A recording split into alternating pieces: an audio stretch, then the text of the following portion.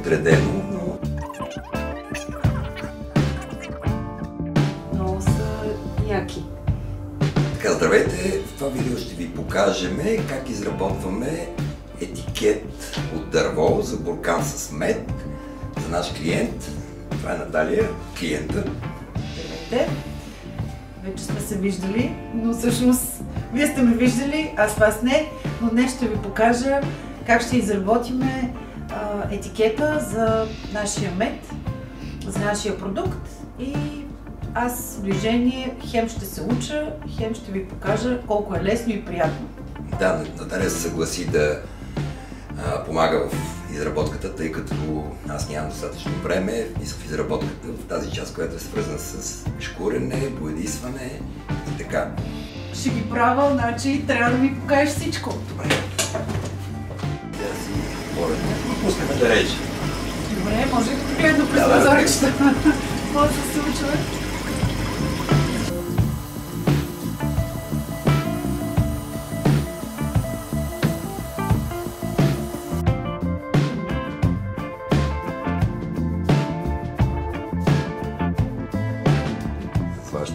Да.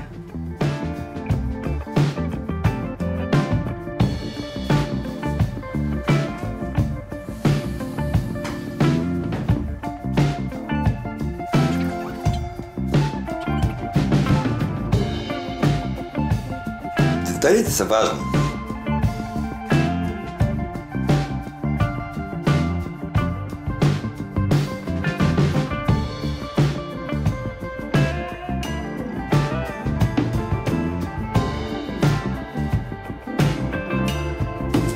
Финно заработвате. Чисто като удоволствие или просто релакс.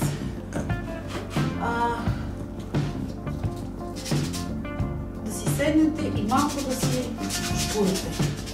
Доста действа приятно. Ето така с леки потупвания. Не е нужно да повече да цапвате. Ето така, съвсем много приятна работа, между другото.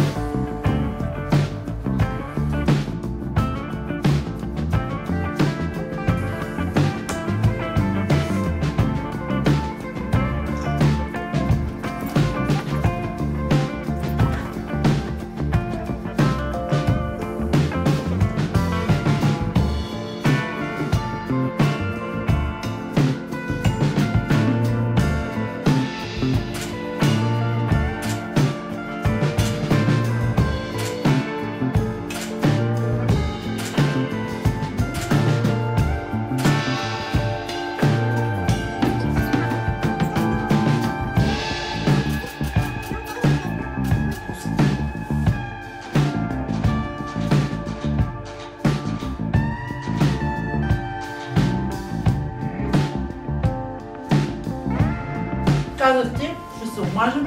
Омазахме ли се? Предупредихте.